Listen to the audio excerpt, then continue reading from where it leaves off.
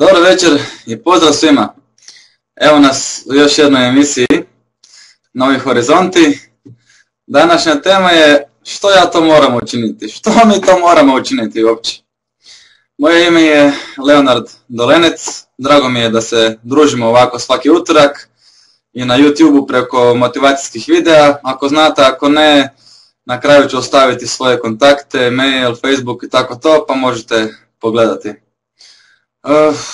Što reći? Ne znam već koja je ovo emisija, prestao sam brojati nakon njih nekoliko. Mislim da već ima podosta emisija, već 2-3 mjeseca svaki utorak, ali to je tek početak. Biti će još dosta toga. Meni svakakve ovako ideje dolaze u glavu, pa ja to slijedim onak. Ne razmišljam previše o tome, neke ideje su malo luđe, ali nema veze. Puno tih ideja, hvala Bogu, pomoglo meni i svima oko mene i ljudima koji me prate, koji me slušaju. Leo, ovdje snimaj motivacijske videe. Leo, odgovori da na pozivu emisiju. Odgovori da na to da imaš svoju vlastitu emisiju. Vidite, to je jako bitno. Da djelujemo u skladu s onim što nam svemir donese, znate. Ima mnogo ljudi koji su uspješni, koji su čuda ostvarili u životu, jer su djelovali. Naravno da ima i više talentiranih ljudi od njih, ili možda pametnijih, ili možda spretnijih, ali oni nisu djelovali. To je jako bitno. Dobro, evo ga, da se vratimo na ovu današnju temu. Ako imate nekih pitanja, komentara, možete slobodno ovdje napisati u chat polje, desno. Ako stignem odgovoriti ću, ako ne, možete mi kasnije poslati na mail ili na Facebook i tako to. Ja bih htio da mi svi sudjelujemo, da smo svi aktivni ovdje, ne moram samo ja nešto pričati, možete vi imati neke svoje komentare, pitanja, možete čak i slobodno preispitajte ovo što čujete od mene, ovo što ja kažem. Ima jedna jako dobra izreka, vidio sam i jučer ili danas na Facebooku, nemoj vjerovati svemu što misliš. Znači nije samo za druge ljude da je preispitujete, nego i svoje vlastite misli. Da li je sve što ja mislim istina? Da li to mora biti istina? Kao što smo već pričali u emisiji Podsvijest, puno toga smo vjerni da je istina, ali nije to sve istina. To ne mora tako biti. Nažalost, puno toga što smo u djetinjstvu naučeni, što smo upili, što smo prihvatili kao istinu, diktira cijeli naš život. To zapravo tako ide. Od 0. do 6. godine, ono što znamo. Tako živimo cijeli život po tome što smo naučili, što su nas roditelji naučili, da to tako mora biti. Tako proživimo cijeli život, ako se ne osvijestimo, ako se ne probudimo, ako ne počnemo preispitivati to sve, razmišljati, da li to tako mora biti. Da li su ti svi ljudi, institucije, ne znam ja sam šta, u pravu u vezi toga svega što su mi govorili, što sam ja naučio, treba se preispitati. Danas sam naravno spontano došao na ovu temu, kao i svaki put, uvijek to nekako meni dođe u zadnji čas. Ako bi možda bilo bolje da malo nekoliko dana prije imam temu, ali ovako mi nekako baš dođe u zadnji čas. Samo lampica se upali i onda ja idem napisati temu i napraviti slikicu i dođem kod Nore u utorak ujutro i kod Danijele pa se najavim tako za navečer za svoju emisiju. Dođem u jutarnju kafu. Danas je bilo super ujutro kod njih, imali su retrospektivu svega toga što se događalo u prošlih pola godine, malo više ako se ne varam, da. Dobro, tako sam došao na temu moranje. Puno toga moramo učiniti. Evo imamo pitanje, pokušavam biti u toku i s ovim što želim reći i sa vašim komentarima i pitanjima. Odakle crpiš znanje? Pa iz knjiga što sam pročitao, iz onoga što znam, iz meditacija, iz tečajeva, radionica, druženja s drugim ljudima. Jednostavno, kada saznam nešto, kada moja duša zna da je to istina. A tako i većina vas ovdje sigurno, mislim da ne bi bili ovdje da nešto u vama ne govori da želite naći svoju vlastitu istinu. Na primjer, evo da malo pojasnim. Odgajan sam kao kršćanin i crkva me je puno toga naučila, ali ja sam onako nekako uvijek mislio da li to mora biti istina, da li je to to, nema više ništa osim toga. Onda kada sam počeo neke druge stvari proučavati, čitati, pogotovo razgovori s Bogom, to me je od Neil Donald Walsha, to mi je promijenilo život, onda nekako kao da nešto u meni se upali, prepoznam, pa tu mi nešto, osjećam se dobro u vezi toga. I znam da je to istina onda. I isto kada sam išao na te seminare, radionice, što sam išao u vezi svijeta isciljivanja, tehnike sa kojom se bavim, nisam ne spomenuo danas, dobro, nema veze, i u vezi nekih drugih radionica i tako to, samo kada čujem nešto znam, osjetim da ima tu nešto. Tu su neki odgovori koji me čekaju, tu su neki odgovori. Evo danas isto u ovoj emisiji, možda ćemo svi otkriti za sebe neke odgovore koje smo čekali dulje vremena. Ovako meni nekad kao sad dođu stvari, informacije samo mi dođu. Ovo nisam uopće planirao reći. Dobro. Da, tako isto recimo u vezi novca, kako su me, sad da ne govorim samo o crkvi ili nekim drugim, u vezi novca su me isto puno toga učili. Moraš puno raditi, moraš se mučiti, ako ne radiš neće ti novac doći, pa nema drugog načina, to je to. Uvijek sam se nekako mislio, pa daj, ajde, pa čekaj malo, jel ima tu nešto drugo, ali tu može nekako drugačije biti, jel to može na neki drugi način, jel mislim da bude normalno u skladu sa zakonom, moralno i tako sve normalno. I može, ispalo je da može, otkrio sam puno drugih načina, o tome sam pričao o svojim videima i emisiji na temu novca. Kako, znači, vidio sam da, osjetio sam, moja duša, meni je prednost to što slušam sebe, svoju dušu. Moja duša mi je rekla, odi levo, proučavaj ovu duhovnost. Proučavaj malo ovu duhovnost, tu su neki odgovori. Kako biti bogat, kako živjeti u izobilju. Znao sam da nisu odgovori negdje vani. Slušaj, roditelji, odi na fakultet, napreduj na poslu, nije mi to nekako, ne, mislim, to je isto jedan od načina, ali ima puno bržih, efikasnijih, laganih načina koji jako dobro funkcioniraju. Jako dobro.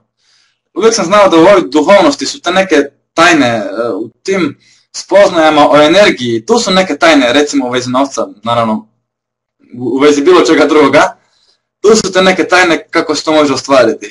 Tako sam onda došao do svakakvih ideja, kako mogu osjećati bogatstvo, vibrirati na frekvenciji bogatstva, biti zahvalan na novcu, zamišljati, vizualizirati i da mi on dolazi u život.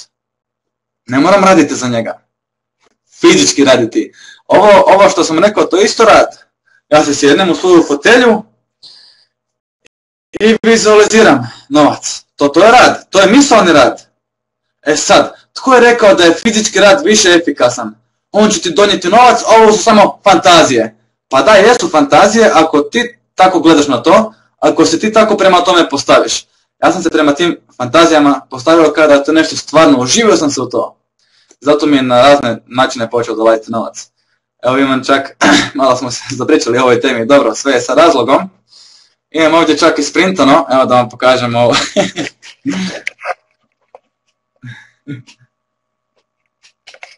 Imamo tu isprintano neke slike i tako to u vezi novca. Tako svako malo dok sam na računalu i to, dok sam na kompjuteru pogledam ove lijepe slike gdje ima puno novaca i kad radite te stvari to vam jako otvara vrata izobilja. Novac može dolaziti do vas. Dobro. To je bilo što se tiče novaca. Znači, ne moramo raditi da bi imali novac. Mislimo, moram raditi da bi imao novac. Moram se mučiti, moram svaki dan ići na posao 8 sati da bi imao, to je jedini način. Moram raditi, ne moramo. Ima puno drugih načina, ali znate šta? To je tako zapravo jednostavno. Kako da kažem, ljudi misle predobro da je bilo istinito. Predobro da je bilo istinito, da sad sjedim i zamišljam, to je prelagano, pa ne mogu tako dobiti novac. Pa onda i ne možeš. Ako si uvjeren, onda i ne možeš. Ja sam uvjeren da mogu, pa ga i dobivam na razne načine i tako to. Naravno, ili mi ljudi nešto poklone, ili mi se otvori nešto, dobijem, ne znam, na toj sam frekvenciji. Na frekvenciji izobilja. dobivam novac, dobivam poklone, dobivam neke popuste na neke stvari, dobivam, a oni ljudi koji su na frekvenciji oskudice, siromaštva, oni dobivaju poskupljenja, dobivaju smanjenje plaće, dobivaju dugove, dobivaju, znači svi dobivamo ono što zračimo. Ima čak jedna izreka, ne dobivamo ono što želimo, nego ono što jesmo. Znači, budite izobilje. Vibrirajte na toj frekvenciji, ima načina. Kako zračiš, tako privlačiš, evo, tako je. Dobar komentar. I da, još jedna stvar, vidim tu komentare, čitam. Još jedna stvar, novac i zarađivanje novca nema nikakve veze s novcem. Ovo je tako besmisleno što govorim, ali je tako istinito da sam se ja šokirao dok sam čuo, za to nisam vjerovao naravno, nego dok sam se uvjerio da je to istina. Novac i zarađivanje novca nema nikakve veze s novcem, nego tu s našim mentalnim stavom, sa tim da imamo neke traume iz djetinjstva u vezi roditelja, da nismo bili voljeni od svoje majke pa ne možemo imati novac. To je tako povezano, to je tako istinito u našoj podsvijesti i puno drugih stvari. Strah od uspjeha, društvo, ljubomora, krivnja, dobro. Kada smo već došli kod krivnje, što se tiče moranja i krivnje, to je povezano. To je jako povezano. Imam ovdje jednu sliku, kao i skoro svaki put. Imamo komentar blokade vezane uz novac. Imate moje videe na YouTube-u, to možete pogledati kasnije. Samo malo, evo ga, slika. Ako ne vidiš, slobodno mi recite. Malo sam ovo to tako raštrkao. Da vidimo šta mi to sve moramo. Moramo puno toga, kao što vidimo. Tako smo naučeni od djetinjstva, od nekih religija, od učitelja, učiteljica u školama, od najboljih prijatelja, od baka, djedova. Moraš. Pa zašto mi to sve moramo? To je jako dobro pitanje. Zato jer ti smo ljudi koji su nas to učili i koji su uvjereni da se nešto mora. Znači tu sad govorimo o nekim osnovnim stvarima. Oni su uvjereni da je ovo sve stvarno, da je život stvaran, da je život jedan. Nije baš to tako, o tome smo govorili. Ovo je sve igra, iluzija, ovo je sve... Tu smo došli da se igramo, da se zabavljamo, da budemo ono što jesmo, da se razvijamo. Kada tako gledamo, onda nema ono što moramo napraviti. Zamislite kada ste u nekoj igri. Znači igrate nekoj, vi ne morate ništa, ali želite, to je igra. Igrate se lovice kao djeca, skrivača, igrate ne znam šta. Imamo neka pravila u igri, kako je igrati. I to je to. Ne morate, ali želite, idemo se igrati. Zamislite kad bi tako shvatili cijeli život i u neka područja života. Umjesto da kažete moram ići na posao, možete reći želim ići na posao. Zamislite da je posao igra. Sad me dobro slušajte, nemojte sad odmah, pa nije, to je nešto ozbiljno, to moram biti odgovoran. Zamislite da je posao igra. Znači, dobili ste posao, prihvatili ste igrati igru, na primjer, svaki dan od ponedjeljka do petka, od 8 do 4 popodne. Na primjer. I igrate igru u to vrijeme, dođete tamo, radite taj posao ili konobarite ili prodajete u dućanu ili ste u uredu s tim papirima. Imate pravila igre. Morate obaviti to i to u tom vremenu, morate nekom drugom polagati račune ako imate šefa ili... Znači, to su pravila igre. I taj posao je igra. Kada to tako shvatite, onda je lakše. Onda je puno lakše. Zamislite da, kada su nam govorili, kao djeci, moraš ići u dućan, odi u dućan. Moraš ići u školu, moraš učiti. Koliko smo imali volje za tim? Pa ja osobno nisam, ne znam ako možda netko od vas je, imao puno volje za tim svim stvarima, a ja nisam. Kada nešto moram, pa ja nemam volje za tim. Ali kada nešto igra, kada nešto želim, kada se postavim drugačije prema nečemu, onda mi je puno lakše. Puno lakše. Tako da sva ova moranja, moram imati djecu, posao, moram biti uspješan, moram udovoljiti roditeljima, moram... To su sve, ja ne vjerujem u to. Ja vjerujem da, dobro, sad bi mogli reći da recimo ako želite, baš sam danas pričala sa prijateljem o tome, ako želite imati dobro tijelo, ako se želite nabildati svoje mišiće, morate ići u teretanu i vježbati. Ako želite biti uspješni, morate raditi na tom uspjehu. To bi se možda moglo složiti da bi mogla biti istina, da. Ali ja govorim danas o nekim drugim stvarima. Na primjer, moram ići u crkvu, Bog će me kazniti, gore ću u paklu cijelu vječnost, kako nas uče. Pa ne moramo ništa. Bog je u nama, mi se možemo s njim povezati upravo sada, upravo ovdje, ne treba nam nikakav posrednik. Oprostiti možemo sebi i drugima. Imam ovdje isto jednu jako dobru sliku. Kad smo već kod toga. Da vidimo. Evo ga. Krivnja. To smo spomenuli malo prije. Krivnja je moćno oružje. Ne dajte da vas time kontroliraju. Ali to rade. Jako dobro. Recimo roditelji. Ja sam tebe odgajala cijeli život. Zašto ti sad meni nećeš nešto, ti meni moraš sada pomagati, moraš se udati za njega ili za nju, moraš imati taj posao, moraš se tamo odseliti na to neko posebno mjesto. Roditelji neki pokušavaju kontrolirati svoju djecu putem krivnje.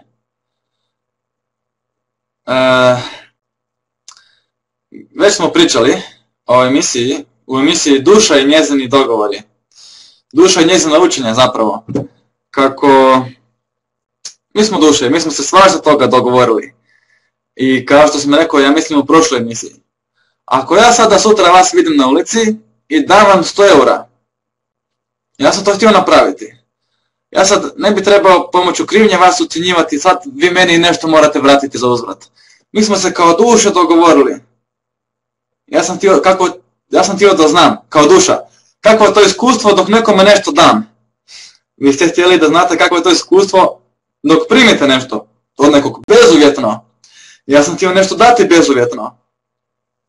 Ovo je samo ovako malo šema dogovora da vidite o čemu se radi. Tako isto i sa roditeljima i sa djecom. Dobro, bilo bi sad smiješno da dođete i da kažete, pa znaš šta mama, mi smo se kao duše dogovorili da ću ja biti tvoje dijete, ja tebi nisam ništa dužna. Može to malo i na drugačiji način, ali samo kažem da nemojte dati da vas ucjenjuju putem krivnje. Dobro je pomagati drugima, dobro je biti tu za druge. Ali dok nešto morate, dok se osjećate loše, ako to ne napravite, to je onda malo zeznuto. Isto tako, kad već pričamo o krivnji, ne znam za druge religije, ali znam da, recimo, crkva isto to jako dobro upotrebljava, krivnju. Svašta oni to rade. Isus je mučio, patio se za tebe, kako ti možeš sad griješiti, kako oni nabijaju krivnju ljudima. Da moraš biti dobar, moraš ići Isus je umro za tvoje grijehe. Prva stvar, puno toga što oni kažu nije baš istina. Druga stvar, izokrenuli su. Isus je postojao, on je bio super lik. Njegova učenja su super, samo nismo ih malo krivo shvatili. O tome se radi. Oni isto upotrebljavaju krivnju kao oružje, da imaju svoje sljedbenike i tako to. Ali dobro, nema veze, ljudima treba to iskustvo. Tjeraju vodu na svoj mlin, pa da. Ali nisu samo oni tu. Drugi isto, druge institucije, recimo bankari ili farmaceuti, recimo, farmaceuti i lijekovi i neizlječive bolesti, jako dobra fora sa tim neizlječivim bolestima. Moraš uzimati lijekove cijeli život. Dobro, ovo sad ja govorim svoju istinu, vi ako ste na lijekovima vi ih nastavite uzimati, ali moja istina je da ne morate uzimati lijekove cijeli život. Ako imate ili dijabetes ili neku drugu bolest ili doktor mi je rekao da moram biti na lijekovima cijeli život, moram ići na terapije svaka 2 mjeseca do kraja života, ne morate vi ništa. Morate to u slučaju da vjerujete da nema druge opcije, da nema izlaza, da je to jedini način, ali nije to jedini način. Možete se iscijeliti, ljudi moji. Ima 100 načina za to. 100 načina, već sam spominjao to puno puta. možete doslovno bilo koju bolest pretvoriti u zdravlje putem smijeha, praštanja, šetnje prirodom, tretmana neke energetske tehnike, nije bitno, čitanja knjiga, meditacije, znači zdrava prehrana. Ima tu puno materijala kako se iscijeliti. Svako malo vidim na Facebooku ili na internetu, iscijelio se od raka, pobjedio je neizlječivu bolest i tako to. Tako da čak ne morate ni to, biti na lijekovima cijeli život. Doktor je to rekao, on zna, on je doktor, on je išao na faks. Ha bože moj, on zna najbolje. Ne treba sad tu glumiti, ne morate vi ništa glumiti, nego samo se informirajte. To vas potičem. Da se informirate. Da vidite kako i na koje sve načine se ne može biti bolje. Možemo promijeniti svoj život. Imam ovdje jednu sliku, još što se tiče toga svega. Jako dobro.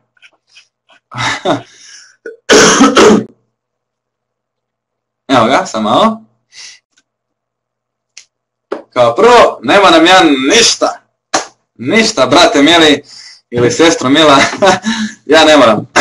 Tako da, ja moram samo ono što ja želim. To je istina.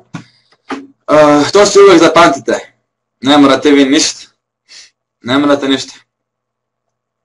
To je jako dobro za znati. Jer pazite ovo, današnje društvo puno toga nam nameće, forsira. Moraš ovo, moraš ono, moraš... Pa di je tu sloboda?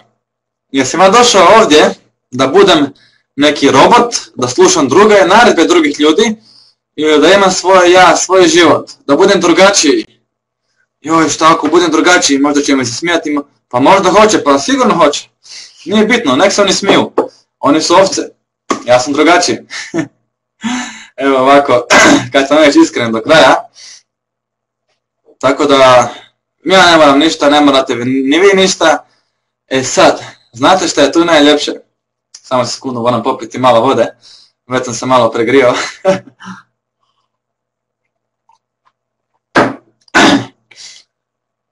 Šta je tu najljepše dok ne moramo ništa? Onda možemo stati, udahnuti i izdahnuti nekoliko puta i razmisliti što je to što ja želim. Sad kad ne moram ništa, što je to što ja želim raditi, imati, činiti, biti, misliti? Jer ja mogu imati svoje vlastite misli. Ajme, meni imam svoje vlastite misli. Bez da mi netko drugi govori što da mislim ili mi nešto nameće, moju podsvijest. Mogu, da. Pa to je jako dobro. Toga se boje oni, znate. Sistem i njegovi pijuni se boje toga da mi imamo svoje vlastite misli. Ja mogu imati svoje vlastite misli, svoje vlastite osjećaje. Svoj vlastiti život sa vlastitim pravilima. Treba hrabrosti za to sve. Jer biti će neki ljudi koji će reći ti si lud ili luda, pa šta ti to pričaš, šta ti tu sad izigravaš, nešto posebno. Oni bi htjeli biti poput vas, ali nemaju hrabrosti, zato vas pokušavaju usporiti. Ili osporiti. Kako oni ne bi izgledali loše. Ako ja imam 5 prijatelja i ja jedini uspijevam i idem naprijed u životu i to, možda će me netko od njih pokušati usporiti ili reći da je to sve ludost. Jer ako ja uspijem, onda će on izgledati loše, on to ne želi. Sad ovo govorim podsvjesno. Znam što ljudima u podsvijesti, još naravno puno učim o tome, svjesno, naravno da prijatelji žele najbolje za vas, ali podsvjesno vas možda žele osporiti ili spriječiti da uspijete. Jer se boje da će oni izgledati loše, da ćete se vi promijeniti, da ćete vi uspjeti. Hoćete se promijeniti, da, i uspjet ćete vjerovatno. Jedini neuspjeh je ako odustanete. Ali to ne znači da se morate prestati i družiti sa njima. Kako se zove? Šta još mi to sve moramo? Naučeni smo društvo, da moramo slijediti društvo. Jer nama, još od kad smo djeca, jako nam je bitno da budemo prihvaćeni od drugih, da budemo prihvaćeni od društva, da budemo voljeni od drugih, da budemo voljeni od društva. i onda ćemo napraviti puno toga. Radit ćemo stvari koje ne želimo, koje nas se ne sviđaju, kupit ćemo ono što uopće ne želimo, samo da bi zadivili nekog drugog do kog nam uopće nije stalo. Pa ljudi moji, da li to ima smisla? A ne znam baš, to je pitanje koje svatko treba odgovoriti za sebe. Da li to ima smisla? Da živimo tuđi život. Kad smo kao djeca, želimo biti poput roditelja, oni su nam uzor. Onda kada odrastemo, onda naši roditelji pokušavaju proživjeti svoj život kroz nas. Tjeraju nas da idemo negdje, da radimo nešto, da se oženimo s nekom osobom, udamo. Meni se to baš i ne sviđa, zato sam si ja to jako dobro posložio u svom životu. Budite svoji. Kao prvo, ne morate vi ništa. Ne morate vi ništa.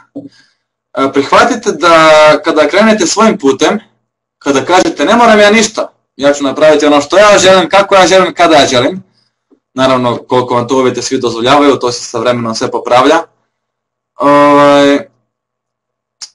Morate prihvatiti da neki odnosi će oslabiti. S nekim ljudima ćete se manje družiti, s nekima ćete se posvađati, možda se više nikad nećete družiti. Ali to je u redu, život ide dalje, doći će novi ljudi, novi prijatelji. Može to biti na lagan i jednostavan način, možete vi objasniti ljudima da ima nešto što vi morate slijediti, isprobati, učiniti. Ako se to njima ne sviđa, to je njihova stvar. Ima ona jedna jako dobra izreka, što drugi misle o vama, to je njihov problem. Šta drugi misle o meni, to je njihov problem. Šta oni misle o meni, šta vam briga, šta oni misle o meni. Ja ću živjeti kako ja želim, imati ću emisije kako ja želim, raditi ću videe kako ja želim raditi videe. Sada bi ja trebao slijediti neka pravila, moraš ovo, moraš ono. Moraš se oblačiti tako i tako. Moraš biti ozbiljan, možda i ne moram. Imam neke videe gdje sam neozbiljan. Možda ja tako želim. Možda ja mogu ako umjesto da dođem dobar dan ljudi, pozdrav, dobro došli u još jednu emisiju. Možda ja mogu doći yo, what's up, kako ste? To je sve moja stvar, ljudi moji. I onda će netko reći, pa onda će misliti da si neozbiljan, nećete ozbiljno shvatiti. Ovako, ja sam sebe shvaćam ozbiljno, ja znam kada i gdje sam ja ozbiljan. I uvjeren sam da me većina ljudi tako shvaća i to je to. Oni, kome se ne sviđa moj nastup, moje emisije, motivacija, tretmani i šta god radim, on će otići kod nekog drugog i to je u redu, imamo svoj vlastiti izbor. Možemo živjeti život kako god odaberemo. Ne moramo ponavljati izbore naših roditelja. Ne moramo birati ono što su drugi ljudi birali, naši prijatelji i to. Ne moramo. Imamo svoj vlastiti izbor, svoje vlastite misli. I to je jako dobro kad to shvatimo. Zamislite kako će svijet biti još ljepši, još šareniji, kada će svatko biti originalan, više, sve više i više. Kada će svatko biti sve više i više unikat. To i jesmo, samo nas je sistem pretvorio u ovce, u robote,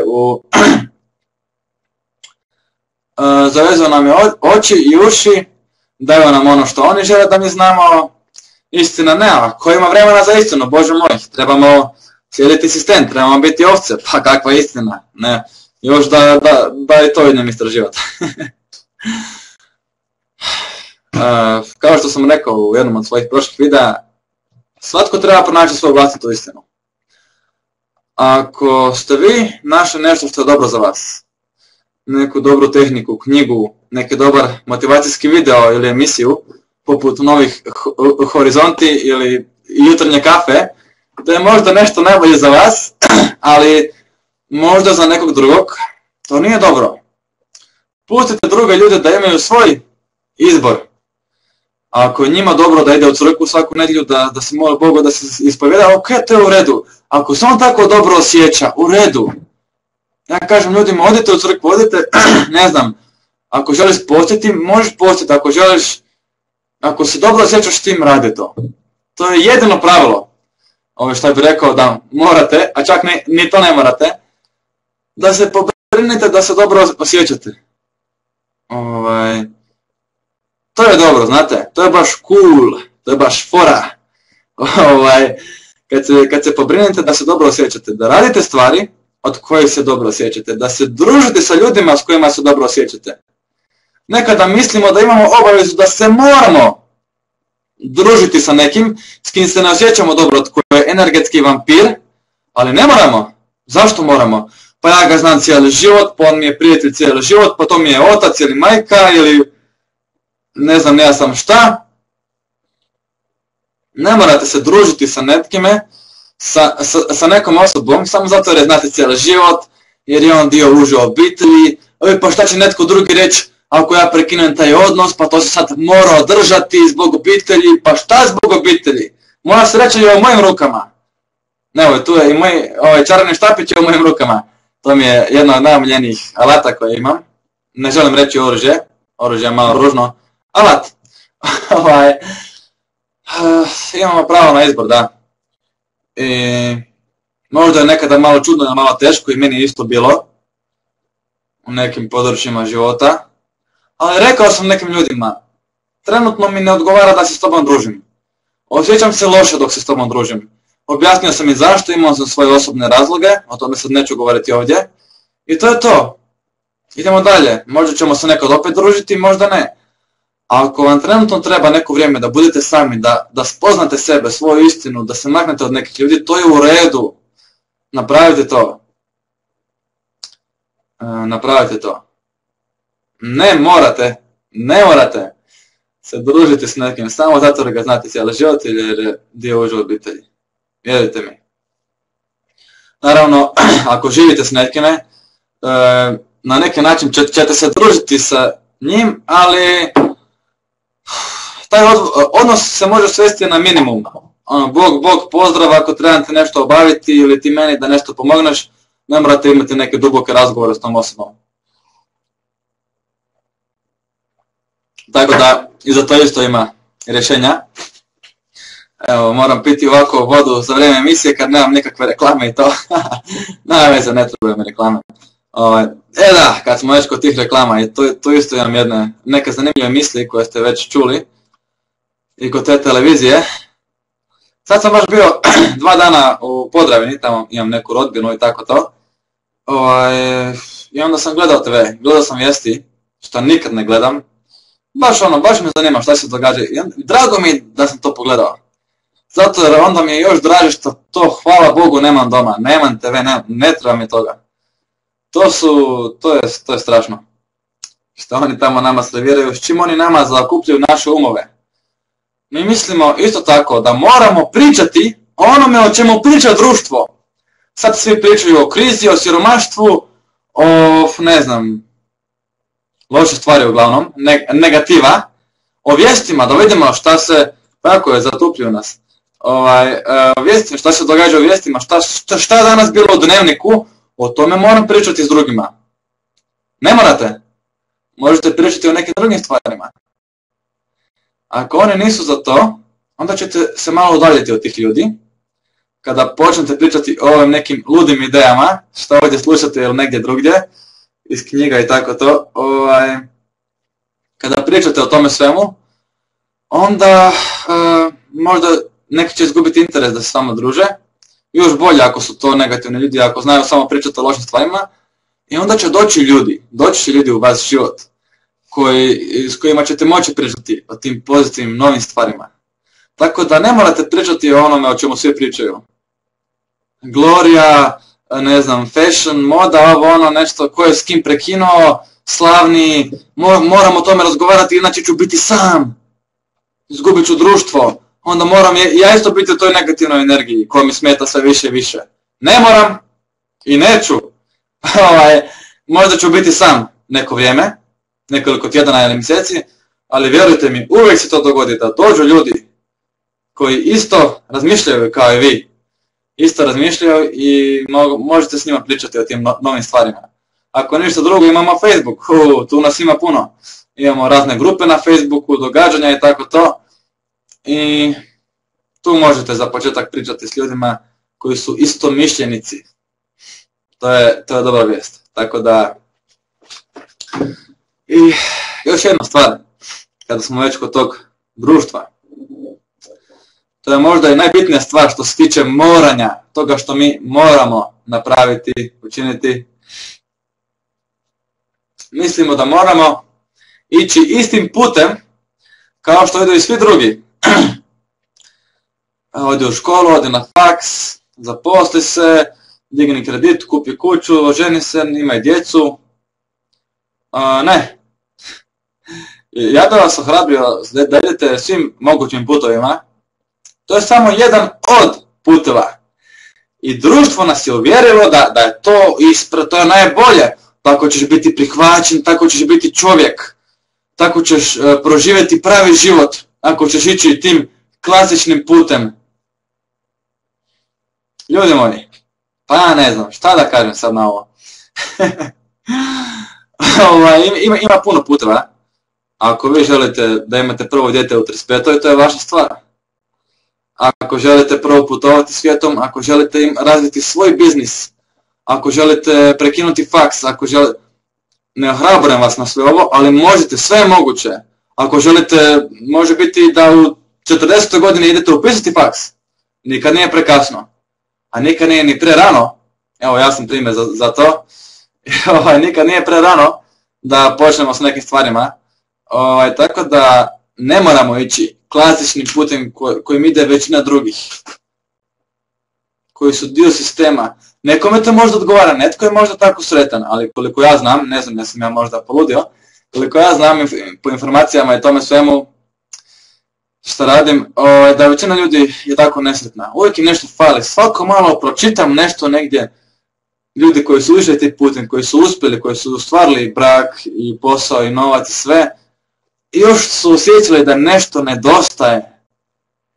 Svi trebamo ovako uzeti čarobni štapić, ili kist, i ovako na svoj život, dotaknuti svoj život, da ubacimo nešto svoje. Neku svoju kapljicu, neku svoju boju života trebamo izmisliti. Zvuk života, igru života. Igra života je jako dobra stvar. Napravite svoju vlastitu igru života. Možete to. Svi to mogu. Svi to mogu napraviti. Napravite svoju vlastitu igru života. Nemojte igrati onu igru koju su nam drugi pripremili. Koju nas drugi žele ubaciti. Moraš igrati moju igru. Igru sistema. Pa ne moraš baš. Imam ovdje isto jedan video što se tiče toga.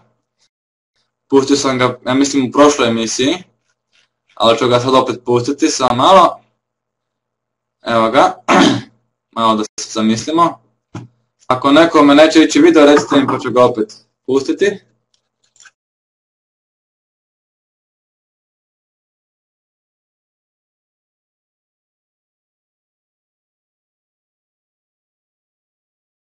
Term which just simply means we have to stop consuming our culture. We have to create culture. Don't watch TV. Don't read magazines. Don't even listen to NPR. Create your own road show. The nexus of space and time where you are now is the most immediate sector of your universe. And if you're worrying about Michael Jackson or Bill Clinton or somebody else, then you are disempowered. You're giving it all away to icons. Icons which are maintained by an electronic media, so that you want to dress like X or have lips like Y or something. This is shit-brained, this kind of thinking. That is all cultural diversion. And what is real is you and your friends and your associations, your highs, your orgasms, your hopes, your plans, your fears. And we're told, no. We're unimportant. We're peripheral. Get a degree. Get a job. Get a this. Get a that. And then you're a player. You don't even want to play in that game. You want to reclaim your mind and get it out of the hands of the cultural engineers who want to turn you into a half-baked moron consuming all this trash that's being manufactured out of the bones of a dying world. Where is that at?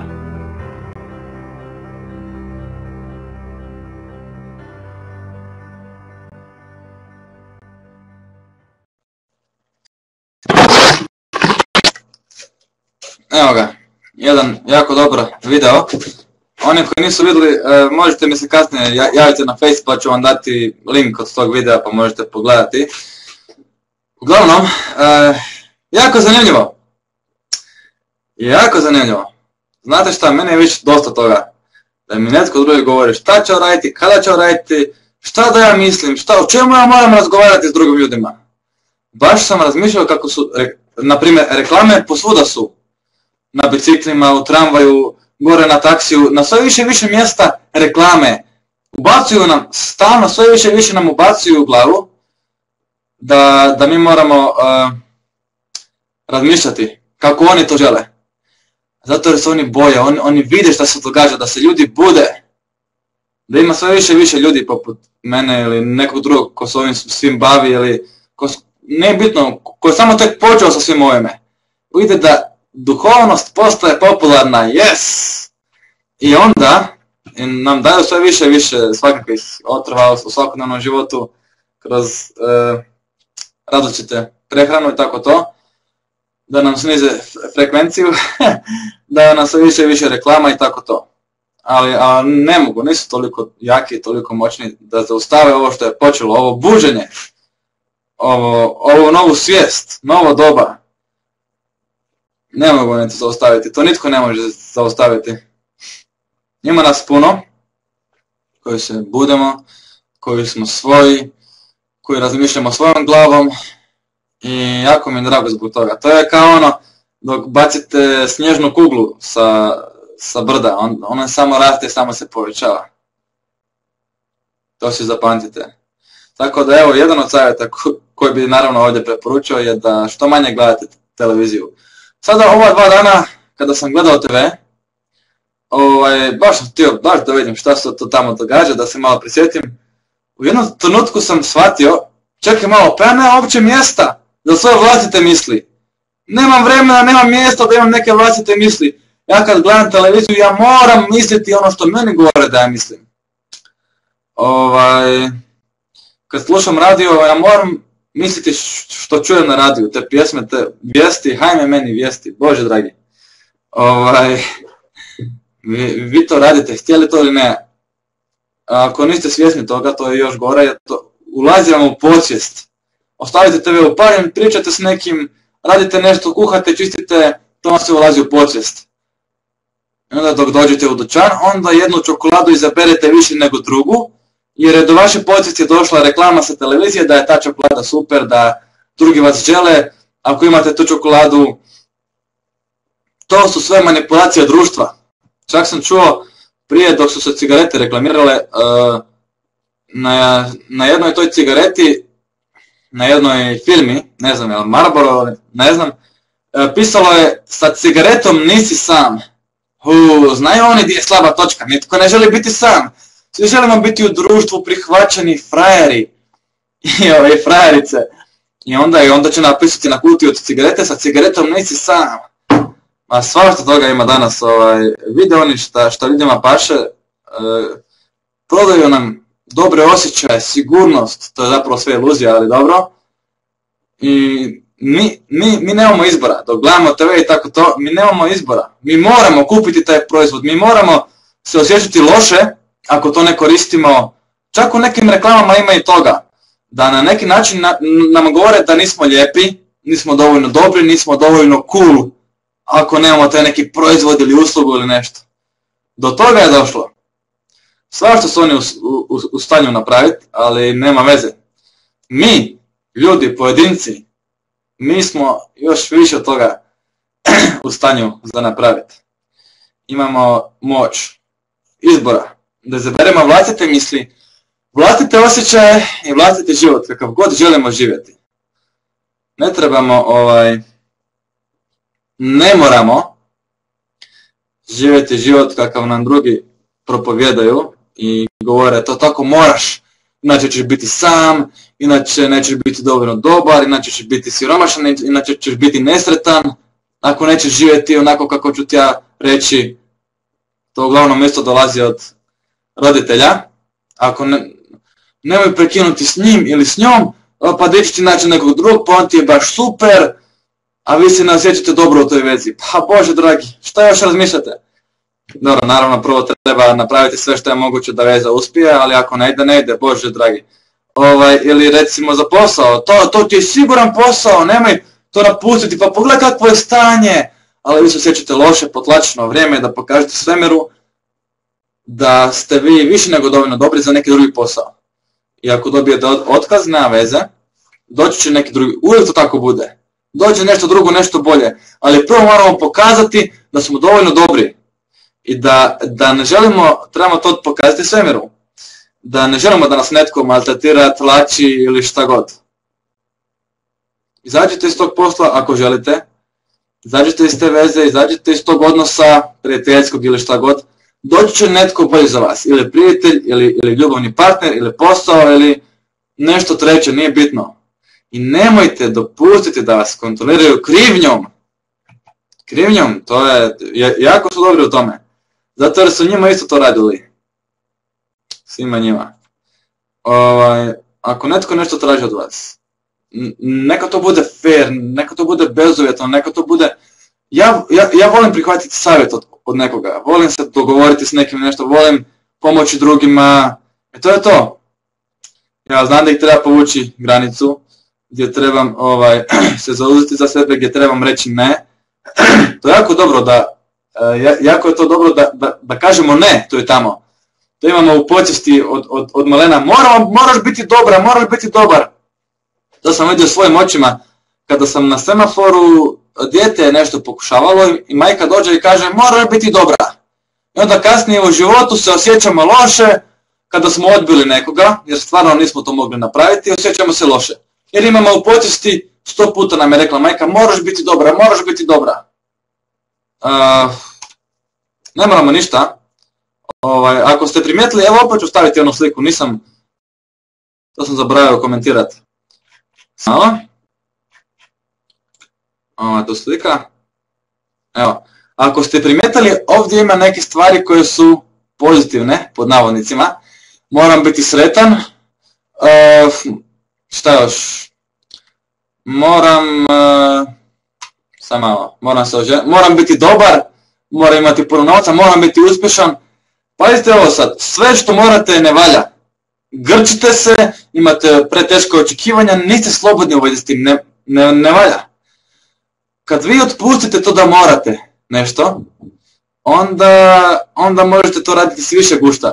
Kad vi otpustite moram biti dobar, onda mislite joj, onda neću biti dobar. Ne, hoćete biti dobar, ali ćete prestati biti dobri iz straha i počet ćete biti dobri iz ljubavi. Pazite ovo sad, evo opet da se malo vratimo na crkvu. Pa dobro, nema veze, ona mi je dobar primjer. Ona upotrebljava strah kao oružje, isto. Ako nisi dobar, gore ćeš u paklu cijelu vječnost. Ako nekog drugog povrijediš, gore ćeš u paklu cijelu vječnost. A zašto ne bi recimo crkva učila ljude, nemoj drugog povrijediti iz ljubavi prema njemu, a ne iz straha da ću goriti u paklu cijelu vječnost. Aha, šta sad? Znači, to je zapravo sebično. Ja neću nekog drugog udariti, samo da ja sebi osiguram kartu za raj. Eto, to tako ispada. Ne, ja neću drugu osobu udariti zbog ljubavi, jer sam ja jedno s njom, jer ja nju volim. Zar nije to bolje dok imamo ljubav kao motivatora, ne strah? Moram ovdje biti na ovom poslu, moram zadržati posao iz straha da neću imati dovoljno novaca, da me nitko drugi neće zaposliti. Okrenite malo to i iz ljubavi prema sebi recite ne želim više biti na ovom poslu i onda će vam doći nešto puno bolje. Uvijek to tako bude. Kada imamo strah, kada dopuštamo da nas strah vodi i kontrolira, to nije baš dobro. Naravno, ok, neke stvari možemo ostvariti kroz strah. Bojimo se siromaštva pa ćemo ići raditi. Bojimo se, ne znam, bojimo se pakla pa ćemo biti dobri prema drugima. Ali to nije ništa usporedbi što ljubav može učiniti. Kada počnemo voljeti sebe i ljude oko sebe, ne treba nam taj strah da ćemo goriti u paklu cijelu vječnost. Ne treba nam to. Ja vjerujem, i to je istina, moja istina, kada bi se maknuli to, kada bi se religije malo sklonili s puta, kada bi rekla ljudima radite što želite, kada bi se vlada i država, zakoni maknuli s puta, kada bi rekli ljudima radite što želite, nema više zatvora, nema više kažnjavanja, bilo bi manje zločina, bilo bi manje grijeha, ako to ne postoji, bilo bi manje svega toga. Znam da ovo zvuči nelogično, ali to je istina. Došao sam, uvjerio sam se u to puno puta. Kada bi se ljudima reklo radi što god želiš, Bog te uvijek voli. Bog nas uvijek voli bezuvjetno. Ili izvor, ili ljubav, ili stvoritelj, ili Allah, ili viša sila, ili što god želite. On nas voli bezuvjetno i on nam je dao moć izbora. I zašto bi sad on išao nas kažnjavati, a dao nam je moć izbora? Sad, ako doberemo kako, znači, mi ne možemo odabrati krivo. Ne možemo odabrati krivo. Postoje samo učenja, postoje iskustva, ne postoji grijeh, ne postoji zločin. Postoje samo učenja i iskustva. Duše same sebe kažnjavaju, da. Ja to uvijek kažem ljudima, nemojte reći da je kriza i oskodica, nego vi ste sami sebi to napravili u glavi. Vi ste pričali da je kriza, da je oskodica, da se nema novaca i onda za nekoliko dana ili nekoliko tjedana ili nekoliko mjeseci netko je došao i uzeo vam novac. Šef vam nije dao plaću, dobili ste neku kaznu, prijatelj vam nije vratio novce koje vam je trebao vratiti. Onda kažete da je oskodica, da se nema. Vi ste prvo sami sebe opljačkali u svojoj glavi, sa svojim mislima. Nema se para. Ja sam sebe pljačkam dok to govorim. Onda mi se kasnije u životu to samo manifestira, jer Bog me voli, Bog mi ostvaruje svaku želju. Bože dragi, hvala ti što mi ostvaruješ svaku želju. A naravno da to ide i u drugom pravcu. Ja kad govorim ima se novaca, živimo u izobilju, život je lijep. Kada gledam ove tu svoje novčeke, evo još jedan put. Tako to. Ne znam ako ste stigli vidjeti dobro slike s novcima i tako to. Kada to gledam, kada razmišljam o izobilju, Bog me voli, Bog mi isto to ostvaruje. Netko mi nešto pokloni, dobijem više novaca nego što sam mislio za nešto i tako to. Znači to, hvala Bogu, funkcionira u dva smjera. Ne moramo mi ništa. Isto tako, da se nadovežem, jedna od stvari koje mislimo moram nešto raditi da ne razočaram Boga. Ali pazite ovo, to ide tako duboko, znam jer radim skoro svaki dan tretmane teta iscijeljivanja, to ide tako duboko u podsvijest da čak mislimo da moramo patiti kako bi nas Bog više volio. Što nam je teže u životu, što smo se više napatili, namučili, što smo imali teži život, to kad dođemo gore tamo pred Boga, onda ćemo imati više ovako medalja po sebi, ordena, kako bi mu, vidiš Bože kako sam imao težak život, aha. Ljudi moji, istom količinom Bog voli one koji su griješni, jako tako nešto ne postoji, i one koji su pravedni. One koji su se napatili u životu, namučili, i oni koji su imali lagan život, koji nisu baš ništa radili, ili koji su imali lagan život. Mogli su napraviti puno toga, ali na lagan način. Isto Bog voli one koji, sad idemo konkretno u stvar. Bog voli one koji imaju puno novaca i one koji imaju malo novaca. Bog voli one koji su cijeli život u celibatu i one koji se stalno seksaju. Bog voli sve isto. To je vrijeme da to razumijemo. Seks isto danas je nekakva tabu tema, o tome ću uskoro imati video. To su usadili u nas neke strahove, ovo ono. Seks me odvaja od duhovnosti, odvaja me od Boga. Novac me odvaja od duhovnosti, od Boga. Nije, to uopće nije istina, ljudi moji. Fizički užici, svi vrste, se mogu spojiti s ovim duhovnim užicima. Tek onda imamo u potpunosti pravi život. Ovako imamo polovičan život. Ako živimo samo materijalno, kroz novac, seks, ne znam, neke opijate, alkohol, druge ljude, Lamborghinije, jahte. Ako živimo samo materijalno, onda to je polovičan život. Ako živimo samo duhovno, to je isto polovičan život. Isto jako dobro. Nedavno sam pročitao kako kako se zove sad? Ne mogu se sjetiti. Uglavnom, J.K. Rowling, ona koja je napisala Harry Potter knjige, i još jedna druga jako duhovna osoba. Oba dvije osobe su pomogle svijetu na puno načina. Ova druga duhovna osoba je Marija Tereza, da. Je živjela u siromaštvu i pomagala je drugima. Radila je jako puno toga. Jako je pomagala drugima, Marija Tereza. A J.K. Rowling živi u bogatstvu, bogata je, i donirala je za sad $160 milijuna u dobrotvorne svrhe. I sad ćemo mi reći, a ona druga osoba je, Marija Tereza, ona je više duhovna, ona je živjela u siromaštvu, ona je više pomogla drugima. Kako je ona više pomogla drugima? Na koji način? Samo zato jer se više napatila i mučila. To smo mi koji smo spojili duhovnost i patnju, duhovnost i težinu. Moramo imati neke inicijacije, moramo im biti teško u životu kako je postao duhovan. Ne mora. To je isto u vezi duhovnosti, imamo puno tih moranja. Evo, približavamo se kraju emisije, a sad se baš upurao. Dobro, još nešto malo da kažem. U vezi duhovnosti imamo puno tih moranja.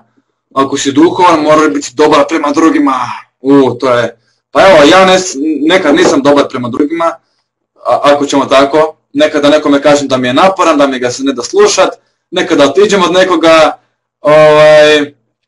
Ne morate biti dobri prema svima, trebate biti prema sebi dobri. I biti dobri prema drugima, pomagati drugima. Ali isto tako zauzeti se za sebe i reći ne, nemojte dopustiti da vas drugi tlače. Ako ste duhovni, onda morate, eto, kao što sam rekao, morate biti siromašni, morate biti bez seksa, morate cijeli dan meditirati, biti samo u tome, ne smijete otići na pivu i na ćevape. To nije istina. Nije to istina. Dobro. Evo, bližamo se kraju emisije. Sada ću ostaviti sliku sa svojim kontaktom. Evo ga, sad sam ga brzo našao. Haha. Možete me dodati na Facebook, možete mi poslati mail ako želite pogledati moje videe na YouTube-u. I tako to, ima i tu dolje moja web stranica. Možete tamo pročitati u vezi ove tehnike teta isciljivanja s kojom se bavim, koja je jako dobra, ide duboko u podsvijest, menja život, efikasna je tehnika. I tako to. Drago mi je da ste me pratili. Vidim, evo, ljudi žele štapić. Imate na eBayu, uopće nije puno, 50 kuna. Na eBayu štapići sa besplatnom dostavom, tako da ako niste iz Hrvatske, to je onda negdje 7 eura, ja mislim da. Imate na eBayu, imate razne štapiće. Drago mi je da smo se družili. Nekak mi je danas baš brzo ovo prošlo, druženje. Dobro, ima videa, ima svega. Sad, kako imam volje, možda sad idem dalje snimat motivacijske videe. Uživajte ljudi, razmišljajte svojom glavom. Nema ništa što morate učiniti, nema toga. Zaboravite na to. Ako ćete tako živjeti život, da moram učiniti nešto to društvo od mene traži i onda ću biti miran, onda ću me ostaviti na miru. Pa neće vas nikad ostaviti na miru. Jer kada jednom počnete drugima udovoljavati želje i tako to ispunjavati njihovu volju i tako to, nikad vas neće ostaviti na miru. Uvijek će biti nešto što će drugi htjeti od vas. Dobro, dosta smo pričali o tome. Imam još jednu sliku za kraj. Galeb Jonathan Livingston. Evo ga, ne, tu je gore. Galeb Jonathan Livingston. Evo, on je skužio, ne znam ako ste čitali Richarda Bacha i njegove knjige, predobre knjige, hvala Bogu na njegovim knjigama. On je skužio da ne mora ništa, da ne mora se boriti sa drugim galebima za ostatke hrane, preživljavati, pričati o glupostima. On je radio ono što on htio. Bio je svoj čovjek, svoj galeb zapravo je bio i on je jako dobar primjer. Ima Galeb Jonathan Livingston, ima u svima nama i možemo doći u dodir s njim, u kontakt s njim i tako malo da popričamo s tim našim dijelom sebe koji je unikat, koji je ono nešto izvorno. Zbog čega smo došli ovdje? Šta vi mislite? S nekim razlogom sigurno smo došli ovdje. Svako je došao s nekim razlogom ovdje. Ja znam neke stvari zbog kojeg sam došao ovdje, ali sigurno ću još puno toga otkriti ovako usput, spontano. dok istražujem, dok radim ono što volim. Otkrite zbog čega ste došli ovdje i posvetite se tome. I to je to. Nema onoga što morate, ništa ne morate, morate samo, ako ćemo tako, otkriti zašto ste ovdje i da se tome posvetite. Ako znate zašto ste ovdje, šta volite, koja je vaša strast, bavite se s tim. Mnogo ste bogati, ako znate to. Ako ne znate, nema veze, dajte se vremena, otkrite, proučavajte nove stvari, putujte, isprobajte nešto što još niste, poslušajte neki savjet, video, neku knjigu, pročitajte i tako to. Ne morate vi ništa, toga se sjetite. Uživajte mi ljudi, laku noć, vidimo se sljedeći utorak u 19:30 i u međuvremenu kroz YouTube, Facebook, tako neke videe, statuse i tako to. Pozdrav svima, bok!